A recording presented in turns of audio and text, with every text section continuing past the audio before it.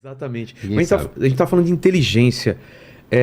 Eu vi uma matéria, não sei se você concorda ou se isso é um consenso, que essa vai ser a primeira geração que é menos inteligente do que a anterior. Não sei se você chegou a ver essa matéria. Já ouvi falar disso. Você concorda com isso? Que realmente a gente está emburrecendo por causa das redes sociais e dessa ansiedade, essa dopamina, busca pela dopamina? Olha, em alguns momentos eu tenho uma certa tentação a achar que essa hipótese está certa. Vendo as redes sociais, com certeza. Eu tenho uma certa sensação que essa hipótese pode estar certa.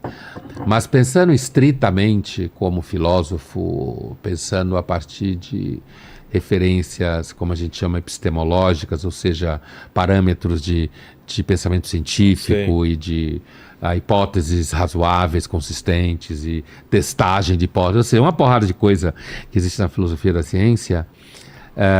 O que a gente pode dizer é que uma hipótese como essa não pode ser confirmada a partir de experimentos. Não dá para Exato. confirmar. Como você comprova Não tem isso? como medir isso. Você não tem como dizer que, sei lá, um Zé Mané que vivia lá no interior do Império Romano, certo? Ou um escravo, ou mesmo uma pessoa livre, era mais inteligente do que alguém que usa redes sociais hoje. Não tem como falar isso. Exato. Não tem. Então, agora, quando a gente vê muita merda que se fala, né? Quando você vê uma certa tendência a querer lacrar, fazer lacração o tempo inteiro, ou quando você vê gente gravando vídeos falando absurdos, que eu acho absurdos, né?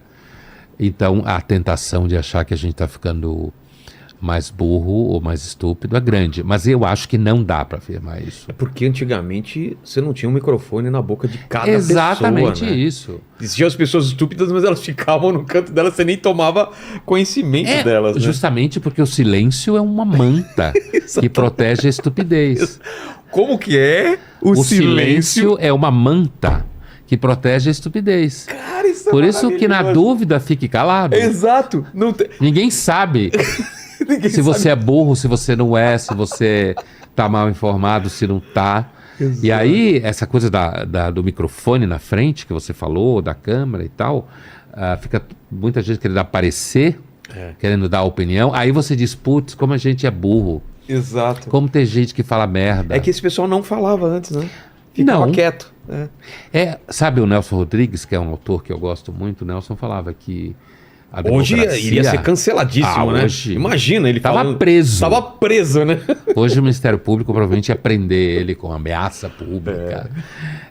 O Nelson dizia, ele escreveu isso algumas vezes, que a democracia, ela tinha feito com que o idiota despertasse e descobrisse que ele é maioria. Entendeu? Verdade. E nesse sentido... Se a gente troca para rede É social... claro que a gente aqui, hoje em dia, você tem que fazer disclaimer o tempo inteiro, justamente porque os idiotas podem interpretar você assim, um assado. A gente não conhece nenhum regime melhor do que a democracia. Claro. E não conhece porque a principal característica da democracia que é positiva é o poder devorar a si mesmo. De devorar? A si mesmo.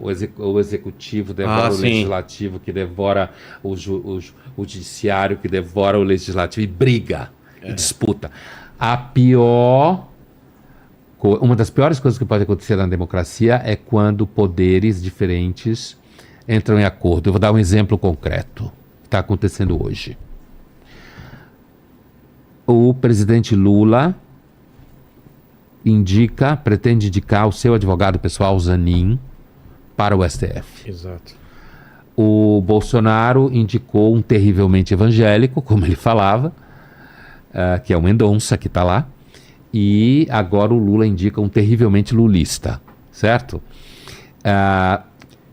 Um candidato ao STF tem que passar por uma sabatina no Senado, porque o Senado é o grande freio e contrapeso do Supremo Tribunal. Exato. Porque se o Senado não exerce a função de contrapeso em relação ao Supremo Tribunal, Ele ganha muito. ele cresce demais, ele fica descontrolado e todo o poder sem freio e contrapeso, degenera. Total. É uma questão de tempo, certo? Por mais que se pose de absolutamente, a própria mecânica degenera. O Senado no Brasil, ele dificilmente a gente pode dizer que ele faz um freio e contrapeso ao STF. No caso das indicações, a famosa sabatina, que visaria então fazer uma checagem dura das credenciais da pessoa, do sujeito, na medida em que você vê o candidato almoçando, jantando, tomando café, se encontrando com membros do Senado, beijando a mão, quando rola conversas entre ele e outros membros do STF, ou que seja. Quer dizer, na hora que você vê o Senado, como a própria imprensa fala, a ideia é garantir uma sabatina amiga. Ou seja, amistosa. Aí você tem um exemplo de quando a democracia funciona mal. Exato.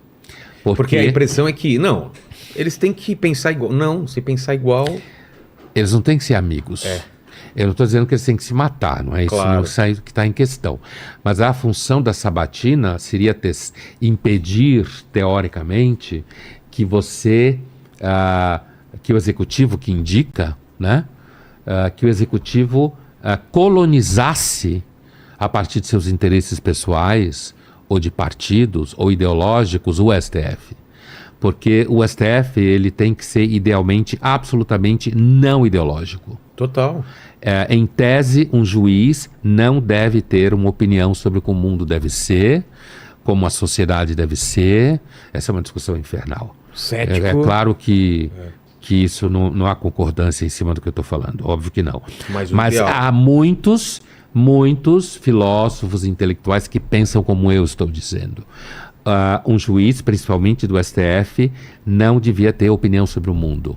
Ele devia simplesmente avaliar o que é constitucional, o que não é constitucional e decidir. É claro que não é assim. E nem pode ser assim. Agora, de repente, fazer parte, sei lá, em roda de samba de alguém que ganhou a eleição... Não acho uma coisa legal. Você manda uma mensagem, entendeu? Então, isso é um exemplo da democracia funcionando mal. Agora, o que o Nelson queria dizer é que a democracia é um regime quantitativo. E na medida que pessoas votam, e que, sem dúvida nenhuma, todo tipo de pessoa vota, e tem que ser assim, porque senão a democracia é discriminatória, então não tem saída. Não tem saída. Não tem saída. A saída talvez ser pessimista ou ser cético e falar é assim mesmo o mundo, porque a gente sempre tem duas formas de agir, e como teve essa polarização muito grande, eu e muitas pessoas acabaram indo para esse caminho de, cara, eu não vou discutir mais, deixa como tá, e entra governo, sai governo, para mim continua a mesma coisa. É um perigo também isso, né? Essa apatia em relação ao governo. Tipo, não adianta eu fazer nada, eles continuam, só trocam. É ruim isso, e ao mesmo tempo, o outro lado, que é o combativo, eu quero convencer da ideia, também desgasta, né? Qual que é Então, olha, o ceticismo, ao qual você se referiu, o ceticismo é uma escola filosófica grega.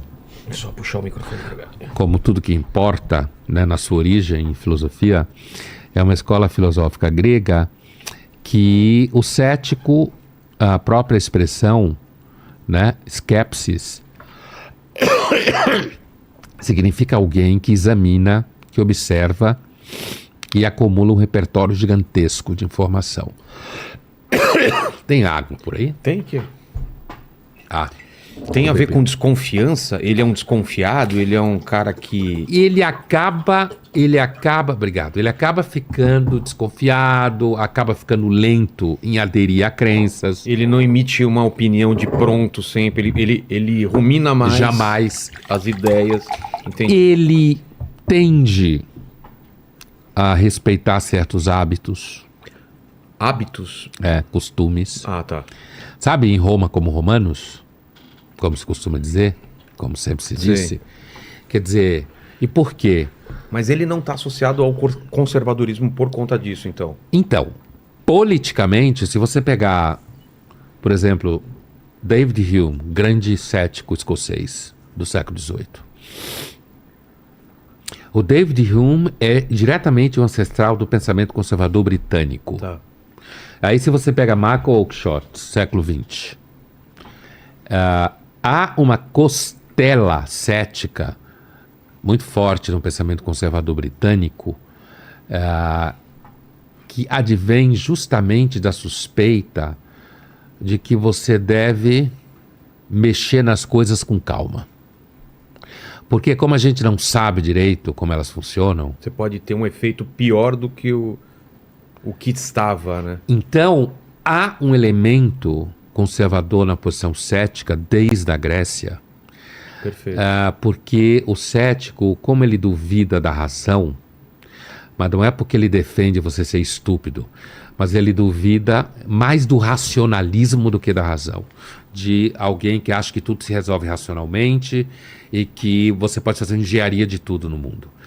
Como há uma dúvida muito forte em relação a isso, então o ceticismo ele pode levar em conta que certos hábitos deveriam ser respeitados simplesmente porque eles existem há muito tempo e a gente não sabe direito ao que eles respondem. Vou dar um exemplo clichê. Tá. Respeite a sua avó. Respeite uma pessoa mais velha. Tá. Isso tá entranhado na gente e a gente não sabe onde começou, E mas... muita gente acha que isso não é importante hoje em dia. Você pega uma menina de 13 anos porque pintou o cabelo de azul, certo? Certo. Ou porque tem dificuldades de relacionamento na escola, ou porque está numa bolha das redes sociais que xinga alguma coisa, ela parte do pressuposto de como a avó dela não sabe mexer em iPhone, ela é estúpida. É. Então, na realidade, se a gente for falar que alguém é estúpido na relação, é a menina de 13 anos. Ou porque dá uma opinião política. Porque, que na ela não verdade, ela não sabe porra nenhuma de porra nenhuma. Ela sabe lá coisas, ela pode até ser um gênio digital em algumas coisas, né? Ou menino ou menina. Sei. Não é uma questão de gênero, né? Eu normalmente não entro em discussão de gênero porque me dá sono. Concordo. É um assunto que me dá sono. Então, assim, mas, portanto, a ideia de que você deve levar em conta certos hábitos e costumes que circulam em famílias ou em pessoas de uma geração para outra, não significa que você deve se submeter a tudo. Uma das coisas que o ceticismo ensina para você é que não há conclusões definitivas. Isso é muito difícil quando você não amadurece. É. Quando você fica infantil. Só jovens infantis acreditam que eles entendem o que está acontecendo no mundo. Cheio de certezas, né? É. Eu já fui assim, eu sei como é. É bom, todos nós fomos, né? Então, assim, Tem muita certeza. quanto menos você sabe, Como ninguém- mais certeza você tem. Como ninguém tá vendo isso? Só Vocês eu tão- tô Só vendo. eu tô vendo. O homem não foi à lua. Sou eu o único que está descobrindo isso. Exato isso. Que o homem não foi à lua. Então, e isso é uma coisa que já no Sócrates, filósofo grego, que todo mundo conhece, considerado patrono da filosofia e tal, uma das grandes máximas do Sócrates era justamente quanto mais sei que nada sei. É. Isso não significa que você é uma besta no final do dia. Significa que você é mais cuidadoso, você sabe que você errou num monte de coisas que você pensou, que você deve ser mais lento nas suas conclusões. Isso é uma coisa. Cinismo. O cínico é aquele que sabe o preço de tudo, mas não sabe o valor de nada. Certo? Essa é uma ideia clássica no pensamento inglês, né? Oscar Wilde falava isso. Por quê?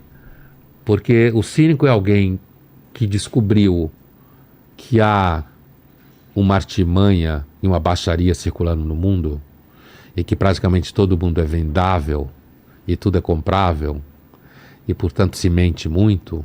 E daí ele conclui que, como ele sabe que tudo tem um preço, ele perde de vista a questão de que, apesar de que isso é verdade, existem valores em circulação no mundo. Sofrimento, resolução de problemas, Algumas pessoas são mais responsáveis do que outras. Algumas pessoas assumem responsabilidade em relação a filhos ou quaisquer outras situações, mesmo que no final você não tenha certeza que vai dar certo. Entendeu? Então tem uma diferença entre a posição cética e a posição cínica. Então, em relação à política, por exemplo, a tua pergunta veio daí, não resta dúvida que você acreditar, por exemplo... O cético não necessariamente é pessimista. Não é necessariamente pessimista. Porque, inclusive, o cético ele tem um otimismo escondido no coração, que é o seguinte: até hoje a gente não se matou totalmente. Tá. Então, talvez alguma coisa certa a gente faz. Tem feito desde a pré-história. Em alguma coisa que não necessariamente sabemos onde. Entende? Entendi. Talvez a gente não saiba onde. Mas alguma coisa, desde que a gente surgiu na face da Terra, como se entende do ponto de vista científico até hoje, a gente fez muita merda, mas até hoje a gente está aqui. O que não garante que vai estar na frente. Mas, porém... Funcionou até aqui. Funcionou até aqui. E isso, na realidade, é a base das religiões de culto dos ancestrais, né? É justamente isso. Que os ancestrais nos legaram o mundo, e a gente não tem certeza se vai legar o mundo para ninguém. Exato. Talvez a gente foda tudo achando que é muito inteligente. Mas em relação à política, o ceticismo, ele é necessário. Ele é necessário, inclusive para você atentar para o fato de que não existe salvador da pátria, que a política é uma arte da mentira, que existe uma dimensão de circo, que tem uma definição de democracia, você chama isso em filosofia de definição procedimental, que é a seguinte: qual é o procedimento na democracia para atribuir soberania? Atribuir soberania significa decidir quem manda. Isso. Quem pode matar, quem pode prender, quem pode emitir moeda. Tirar seu dinheiro, colocar dinheiro para você. Então, isso é a soberania. Então, como que a democracia atribui soberania? Definição. Essa é uma definição técnica, tá? Eu não estou aqui chutando, não. Tá. Tem referência bibliográfica para isso. Huntington, Schumpeter. Então, assim, a democracia é um regime no qual uma sociedade estabelece instituições, tá? Essas instituições organizam a competição por votos, e quem vence a competição por votos manda. Normalmente se chama competição por votos eleição. Tá. A instituição, no caso do Brasil, que legitima essa competição por votos é o TSE. E é assim que a democracia atribui soberania àquele que terá mais poder, mas não tem poder absoluto, porque é a democracia, que é o primeiro mandatário, que é o presidente da República, certo? Essa definição procedimental de atribuição de soberania na democracia significa que a democracia está aberta para uma competição por votos. Portanto, pode-se mentir para ganhar. Pode-se inventar histórias. Você tem que inventar histórias boas. Você tem que tomar cuidado com o que você faz. Eu não estou dizendo que você mente o tempo inteiro. Qualquer marqueteiro de política vai dizer para você: a narrativa tem que ter verossimilhança. Aristóteles já dizia isso. A narrativa tem que ter verossimilhança. Ou seja, ela tem que se aproximar daquilo que as pessoas conseguem conceber como crível. Entendi. Entendeu? Mas como uma maluquice muito grande, ninguém acredita. Então, mas você tem uma esfera, que é justamente onde entra o risco da rede social com as fake news. Você tem aí uma esfera, nesse caso virou profissional a mentira. Exato. Mas você tem uma esfera em que se pode fazer muita coisa que normalmente você não diria na frente das câmeras que você fez, para chegar lá. É claro que você vai criando instituições para conter isso, o TSE é uma delas. Mas se você começa a erodir a credibilidade no TSE, começa a ter problema com a eleição. Claro. Portanto, a democracia depende da fé pública, que é alocada em certas instituições, depende de credibilidade. As redes sociais erodem a credibilidade. E aí, para onde a gente vai? Ninguém sabe. A gente está nesse momento, exatamente. A gente está nesse momento. Quando você pega um celular e você filma, eu vou dar um exemplo concreto que é fácil para todo mundo. Quando você pega um celular e você filma, por exemplo, qualquer grande autoridade do país, seja um grande deputado, senador ou ministro do STF, se encontrando para um almoço em algum restaurante caro numa cidade no exterior, e você filma isso, e você fala, olha só quem está aqui, ó. Ó, olha o restaurante, ó. Olha o cardápio aqui, ó. Cardápio aqui custa... Olha o cardápio, olha quanto custa uma batata frita aqui, ó. $800 Né? uma Olha porção de quanto custa isso batata. aqui. Agora, olha quem está sentado ali, ó. Olha, quem está sentado ali. Isso não significa em nada que as pessoas que estão sentadas ali estão fazendo qualquer ilícito.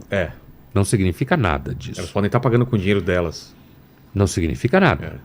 Mas o simples fato de que a pessoa faz essa edição do vídeo e o fato de que, de repente, ali... Olha só quem está conversando com ele ali, ó.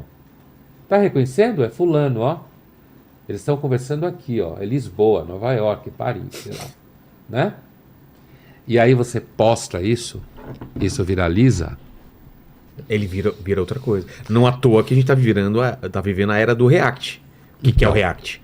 É você passar alguma coisa e ter uma pessoa reagindo àquilo. Olha assim, olha o que ele vai falar agora. Isso daí se espalha, e quando isso é aplicado a instituições que dependem de credibilidade pública, entende? Isso daí, numa escala, a gente não sabe exatamente qual é o limite. Vou dar outro exemplo concreto. O caso do Trump agora nos Estados Unidos. Essa semana, ele foi... Já há alguns dias ele está sendo levado a ser réu em vários processos. Federais, estaduais em Nova York. Pode vir a ser preso, né? Mas o que acontece? Esse processo é lento, tem vários recursos. Nos Estados Unidos, o fato dele estar sendo processado assim não significa que ele não pode concorrer à eleição. Ah, é? É. Ele pode ser processado e ao Se mesmo ele for condenado antes, sim. Tá. Mas como o tempo é longo e moroso, certo? Ele pode ser eleito e condenado depois. Ou, na medida que ele foi eleito, Cessar. você não sabe o que vai acontecer, certo? Então, e o que ele faz? Ele agora, o que os trumpistas, e são muitos nos Estados Unidos, muitos, né? A gente é muito mediado pela mídia americana oficial e brasileira também, que tende a ser democrata o tempo todo. O que eles falam? Que isso, na realidade, é uma armação, todos esses processos, Sim. é uma armação do Partido Democrata para impedir que o Trump concorra em 24, porque ele vai derrotar o Biden. Que é o discurso que usaram pro Lula quando ele foi preso. E voilà, a mesma coisa. Lá, você diria que é um discurso que está sendo usado pela direita. Exato. Aqui foi um discurso usado pela esquerda. Portanto, digamos assim, a postura ideológica pouco importa nessa mecânica. O jogo da política é o mesmo. O que mesmo. está em jogo é a erosão da instituição judicial. Que diga-se de passagem que o comportamento do Lula, no momento que ele foi condenado e preso, conta a favor dele. Com certeza. Porque naquele momento ele se submeteu ao Estado de Direito, né? Essa é uma das diferenças importantes entre a figura do Bolsonaro e do Lula na sua história. Corrupção, não corrupção, suspeita, isso e aquilo. Mas ali ele teve um comportamento institucional. Aceitou a condenação, né? Mesmo que injusta, ou como depois, tecnicamente, foi mal feita, sei lá o quê. Mas isso daí mostra, isso circulando nas redes sociais, aparecendo na televisão, pessoas aderindo a essa ideia. Significa o quê? Não, estão perseguindo o Trump nos Estados Unidos. É para ele não ser eleito, querem prender ele porque ele vai derrotar o Biden. E porque o Biden, infelizmente, é um candidato extremamente idoso e diante dele o Trump é muito jovem, apesar de não sê-lo, né? Então, aonde a gente vai parar, ninguém sabe. Invasão do Capitólio foi uma dessas coisas, né? Foi, e aí teve uma aqui parecida. Exato. Né? Lá foi 6 de janeiro, aqui foi 8 de janeiro. É verdade. Essa semelhança Só que diferença de anos, né? E lá teve vítima fatal e aqui não Sim. tem. Ainda bem. Mais grave. Total. Lá foi mais grave. Os Estados Unidos têm sido historicamente bastante violento, né? Você acha que